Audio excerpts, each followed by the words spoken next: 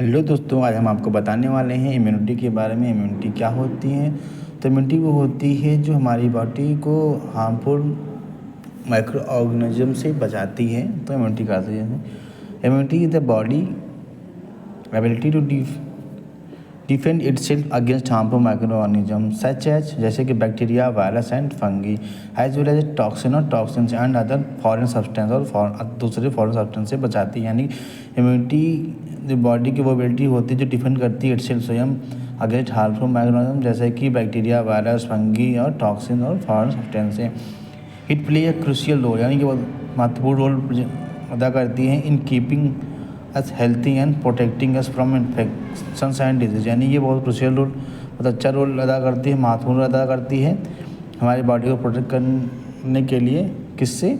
Infection और disease से।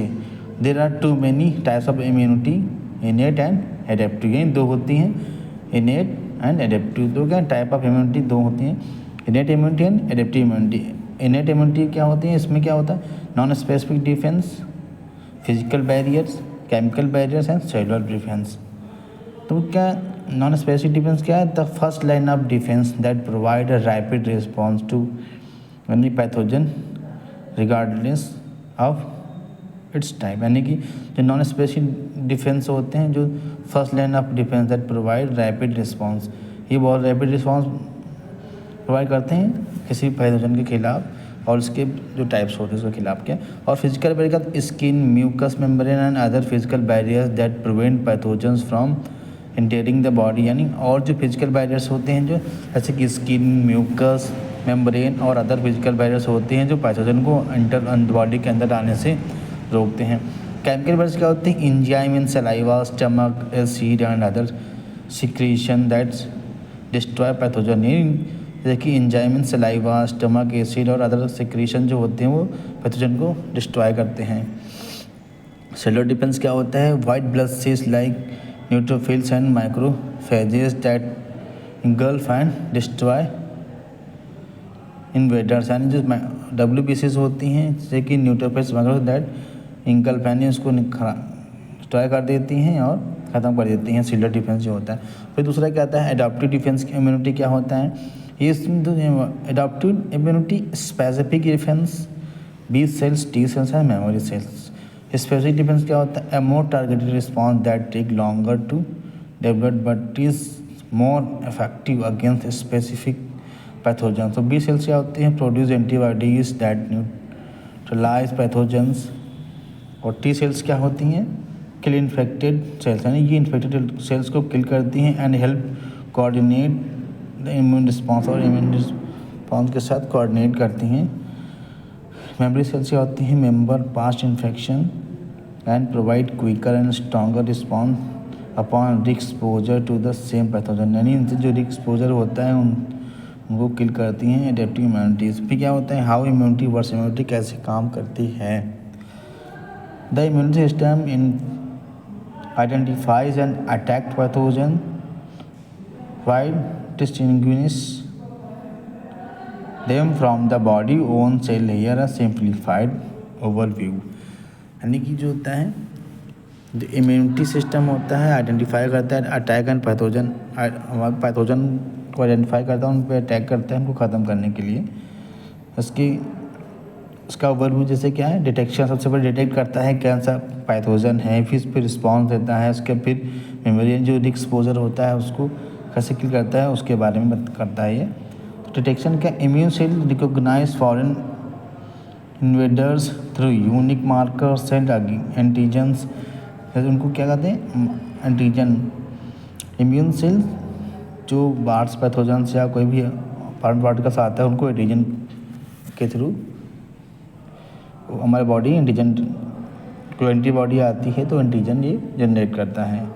Response के the immune system activate virus defence mechanism. जो इम्यून सिस्टम है वायरस एक्टिवेट करता है बहुत सारे defence mechanism to eliminate the invaders, यानी जो फॉरेन पार्टिकल्स है उनको बचाने के लिए, पैथोजन से बचाने के लिए। मेमोरी के after the infection is cleared memory cell remain along for a faster and more effective response if the pathogen is encountered again. यानी कि क्या आता है? जब कभी कभी ठीक हो जाता है तो मेमोरी सेल क्या होता है, remain along for the faster and more effective response.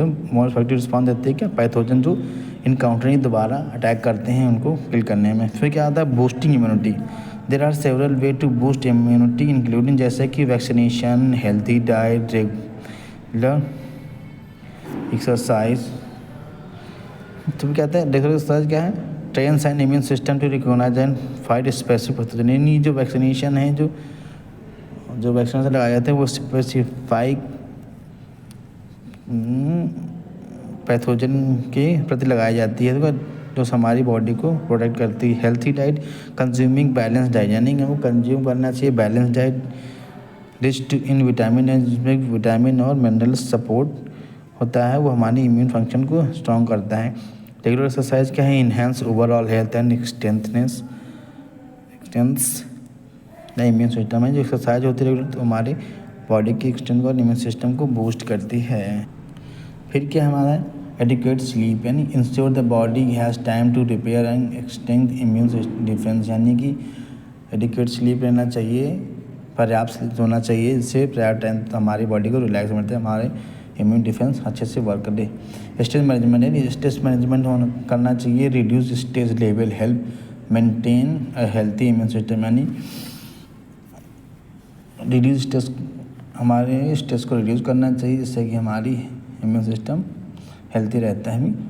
Understanding immunity, यानी इम्यूनिटी को अंडरस्टैंड करना चाहिए and how to support it is essential for maintaining good health and preventing infection. यानी understand immunity and how to support it and essential for maintaining good health and prevent infection, यानी immunity को support करना चाहिए essentially for maintenance, हमारी good health के लिए maintain करना चाहिए। फिर क्या होता है, इम्यूनाइजेशन। इम्यूनाइजेशन होता है क्या है, immunisation is a powerful tool for protecting individual and community from infection disease. They are closer look at what it entails. क्या होता है, इम्यूनाइजेशन क्या होता है, पावरफुल टूल होता है टू प्रोटेक्ट इंडिविजुअल्स, एंड जो इंडिविजुअल से प्रोटेक्ट करता है हमारी कम्युनिटी में किसी इन्फेक्शन डिजीज से बचाने के लिए। फिर कहते हैं what is immunisation. Immunization is the process by which an individual is made immune or resistant to an infection disease, typically by the administration of vaccine. Vaccine immunizes the body's own immune system to protect the person against subsequent infection or disease. यानी कि immunisation किस लिए होता है, disease को होने वाली pre protection दिया जाता है हमारी बॉडी को इम्यूनाइजेशन के थ्रू।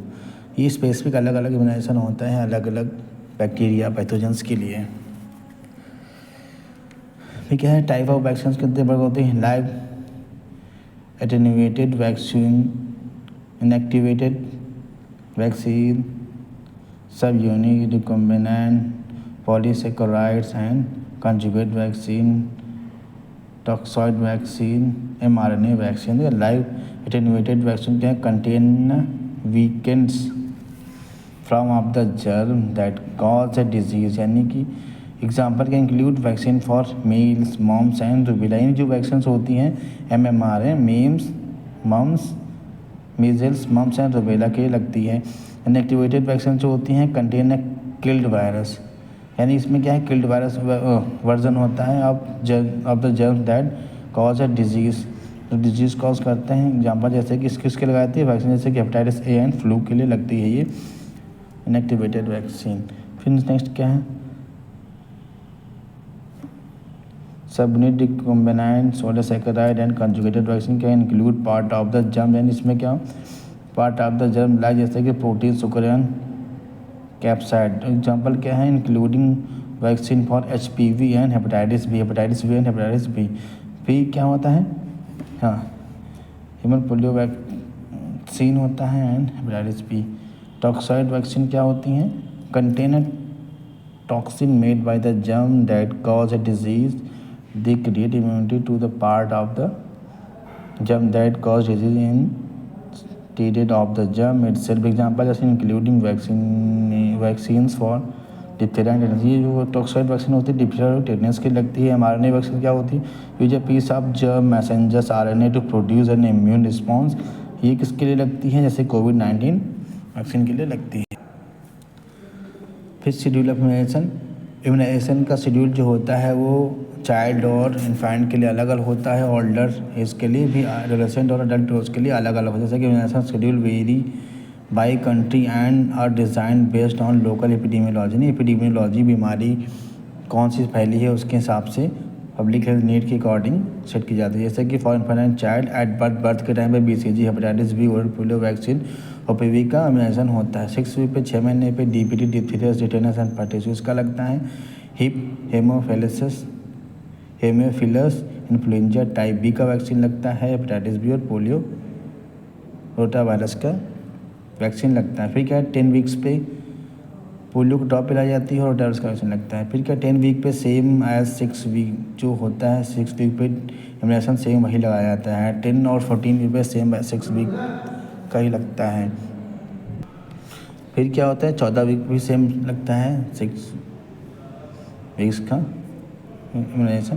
फिर 9 to 12 मंथ पे मेजल्स, मॉम्स, रूबेला, MMR वही इसको बोलते हैं, हेपेटाइटिस एंड टाइफाइड का वैक्सीनेशन होता है, इम्यूनाइजेशन होता है। देन 15 से 18 मंथ पे MMR है, मिजल्स मॉम है, rubella, chicken pox, hepatitis A का वैक्सीनेशन होता है। 4 to 6 ईयर पे DPT, पोलियो, MMR और चिकन पॉक्स का वैक्सीनेशन होता है। फॉर एडोलेसेंट एंड अडल्ट बच्चे पे क्या होता है 11 से 12 ईयर में क्या है meningococcal, HPV, TDAP, tetanus, diphtheria and pertussis से बोलते हैं TDAP का ये वैक्सीनेशन होता है। एवरी 10 पे हर 10 साल पे TDAP का बूस्टर डोज लगता है, यानी टिटेनस, डिप्थीरिया, परट्यूसिस का। एनुअली हर साल इन्फ्लुएंजा फ्लू का वैक्सीनेशन होता है। 50 साल से ऊपर के लोगों को सिंगल्स, हब्स, जोस्टर, न्यूमोकॉकल का वैक्सीनेशन होता है। फिर क्या होता है इंपॉर्टेंस ऑफ इम्यूनाइजेशन की इंपॉर्टेंस क्या होता है, प्रोटेक्ट इंडिविजुअल्स, हमारी बॉडी को प्रोटेक्ट करता है किससे, इन्फेक्शियस डिजीज से।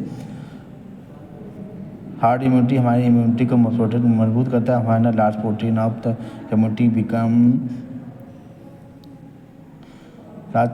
The community become immune, the spread of the disease is minimise, protecting those who can not be vaccinated, यानी जो वैक्सीनेटेड नहीं होती उनको भी प्रोटेक्ट करता है। हमारे आसपास से हमारे वैक्सीन से लगी तो वो मेरे नहीं फैलेगा, इसके तरह उसकी चेन टूटती रहेगी।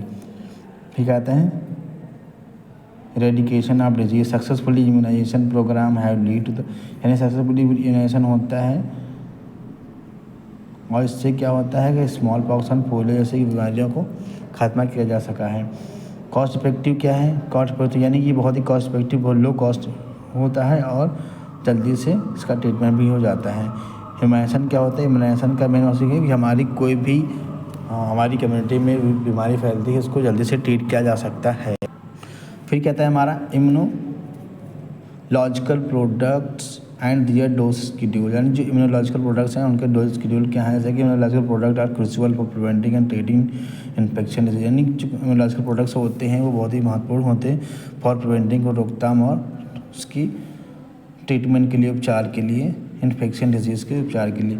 दे can be broadly categorise into vaccine and sera, यानी जो भी वैक्सीन और सेरा में कैटेगराइज है। तो वैक्सीन क्या होती हैं, vaccine are preparation that stimulate the immune system, जो वैक्सीन का प्रिपरेशन होता है इम्यून सिस्टम को स्टिमुलेट करता है और प्रोड्यूस एंड इम्यून रिस्पॉन्स, और इम्यून रिस्पॉन्स को प्रोड्यूस करता है। तो जो कंटेन करते हैं live attenuated vaccine, activated and killed vaccine, subunit recombinant polysaccharide and conjugate vaccine. तो क्या होता है लाइव एटेन्यूएटेड वैक्सीन में लाइव वायरस होता है जो the use weekend form the pathogen को किल करने के लिए किया जाता है, जैसे कि मेजल्स, मम्स हैं, रूबेला, वायरसिला वायरस को। फिर क्या है इनएक्टिवेटेड, जिसमें इनएक्टिवेटेड और किल्ड वैक्सीन को बोलते हैं these use pathogen that have been killed. जो किल्ड वैक्सीन्स होती हैं इसमें क्या होता है हेपेटाइटिस से इन्फ्लुएंजा वैक्सीन को ट्रीट करने के लिए दिया जाता है। फिर क्या है subunit recombinant polysaccharide and conjugate vaccine, they are used specific piece of the pathogen, जैसा कि hepatitis B and human polio papilloma virus के लिए लगती है। फिर क्या है sera contain preformed antibodies, जो सेरा होता है उसमें कंटेन होता है पहले से होता है antibodies and provide passive immunity और पैसिव इम्यूनिटी को प्रोवाइड करता है। They are use for immediate protein and include protection and include, ये इमीडिएट प्रोटेक्शन प्रोवाइड करता है और जैसे कि और इसमें होता क्या क्या है, एंटीसेरा और टॉक्साइड होते हैं जो कंटेन, एंटीसेरा में कहता है contain antibodies obtain from immunised animals, यानी कि इसमें क्या एंटीबॉडीज़ होती है जैसे कि रैबिट एनिमल की, रैबिट और चिकन्स के लिए। फिर दूसरा क्या है toxoid, inactivated toxins that include, ये इनएक्टिवेटेड टॉक्सिन्स होते हैं इंक्लूड करते हैं immunity against diseases cause by bacteria, जो बैक्टीरिया से कॉज होते हैं बैक्टीरियल टॉक्सिन जैसे कि डिप्थीरिया एंड टेटेनिया। डोज शेड्यूल क्या होता है, dose schedule for immunological product various based on age, health status and specific vaccine requirement. जो शेड्यूल होता है वो एज, हेल्थ स्टेटस की, हेल्थ कंडीशन क्या है और स्पेसिफिक वैक्सीन रिक्वायरमेंट के हिसाब से लगता है। जैसे कि इन्फेंट में BCG, bacillus कैलमाटी Garin at birth पे लगता है, हेपेटाइटिस बी एट बर्थ पे लगता है, ओपी ओरल पोलियो वैक्सीन ये भी एट बर्थ पे 6 महीने पे, 10 महीने पे और 6 वीक पे, 10 वीक पे और 14 वीक पे लगता है। पेंटावायलेंट वैक्सीन जो होती हैं वो 6 वीक पे, 10 वीक पे और 14 वीक पे लगती है। रोटावायरस वैक्सीन जो होती है वो भी 6 वीक पे, 10 वीक पे और 14 वीक पे लगती है। मेजर्स रूबेला MMR का जो है 9 मंथ पे लगता है। JE जापानीज़ एंसेफेलाइटिस ये भी एट 9 मंथ पे लगती है। फॉर चिल्ड्रन, और चिल्ड्रन में क्या होता है DPT डिप्थीरिया पर्टुसिस टेटेनस का बूस्टर डोज लगता है कितने, उस पर 16 से 24 महीने पे लगता है। मीजल्स रूबेला ये सेकेंड डोज होता है इसका 14 से, ये भी 16 से और 24 महीने के बीच में लगता है। हमारा जो भी बूस्टर होता है 16 मंथ से 24 मंथ के बीच में लगता है। जापानीज़ एंसेफेलाइटिस सेकेंड डोज उसका जो होता है 16 से ये 24 मंथ के बीच में ये भी लगता है। विटामिन का एवरी 6 मंथ पे लगता है और 5 साल तक लगता रहता है। जो प्रेग्नेंट वुमेन होती हैं, फॉर प्रेग्नेंट वुमेन इसमें क्या होता है TT के टेटनस टॉक्साइड का इंजेक्शन जो होता है वैक्सीन हो जाता है। जब प्रेगनेंसी डिटेक्ट होती है तब लगता है और अगर ज़रूरत होती है तो 4 हफ्ते के बाद लगता है। उसके बाद अगर ज़रूरत होती है तो 4 हफ्ते के बाद लगता है।